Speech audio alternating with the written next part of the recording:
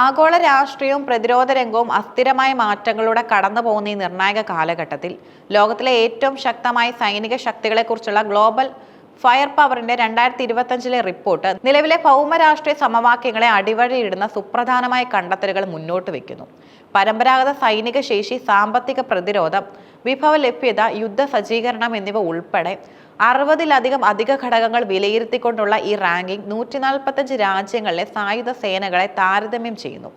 America ഒന്നാം സ്ഥാനത്ത് തുടരുമ്പോഴും Asian വൻശക്തികളായ ഇന്ത്യയുടെയും റഷ്യയുടെയും ശ്രദ്ധേയമായ മുന്നേറ്റം ലോകശക്തികളുടെ കേന്ദ്രം പടിഞ്ഞാറ് നിന്നും കിഴക്കോട്ട് രാജ്യങ്ങളിലേക്ക് മാറുന്നതിന്റെ വ്യക്തമായ സൂചന നൽകുന്നു. ഗ്ലോബൽ ഫയർ പവർ റാങ്കിംഗ് കേവലം ടാങ്കുകളുടെയോ വിമാനങ്ങളുടെയോ എണ്ണം കണക്കാക്കിയല്ല തയ്യാറാക്കുന്നത്, മറിച്ച് ഒരു രാജ്യത്തിന്റെ സൈനിക ശക്തിയെ നിർണ്ണയിക്കുന്ന സങ്കീർണമായ നിരവധി ഘടകങ്ങൾ ഇതിൽ ഉൾപ്പെടുന്നു. സജീവ സൈനികർ, റിസർവ് സൈന്യം, അർദ്ധ സൈനിക വിഭാഗം, സൈനിക പ്രായത്തിലുള്ള മൊത്തം ജനസംഖ്യ, സാമ്പത്തിക ശക്തി, പ്രതിരോധ ബഡ്ജറ്റ്, വിദേശകടം വാങ്ങൽ ശേഷി, ഭൂമിശാസ്ത്രപരമായ ഘടകങ്ങൾ, രാജ്യത്തിന്റെ വിസ്തീർണം, തീരദേശ ദൈർഘ്യം, അതിർത്തി ദൈർഘ്യം, വിഭവങ്ങൾ, പ്രകൃതി വിഭവങ്ങളുടെ ലഭ്യത, പ്രത്യേകിച്ചും എണ്ണവാതകം പോലുള്ളവ, ലോജിസ്റ്റിക്, തുറമുഖങ്ങളുടെ എണ്ണം, വിമാനത്താവളങ്ങൾ, റോഡുകളുടെയും റെയിൽവേയുടെയും ദൈർഘ്യം. ഈ റിപ്പോർട്ടിൽ ആണവശേഷിക്ക് ഒരു പ്രത്യേക ബോണസ് നൽകുന്നുണ്ട്. ഇത് രാജ്യത്തിന്റെ തന്ത്രപരമായ പ്രതിരോധ ശേഷിക്ക് പ്രാധാന്യം നൽകുന്നു.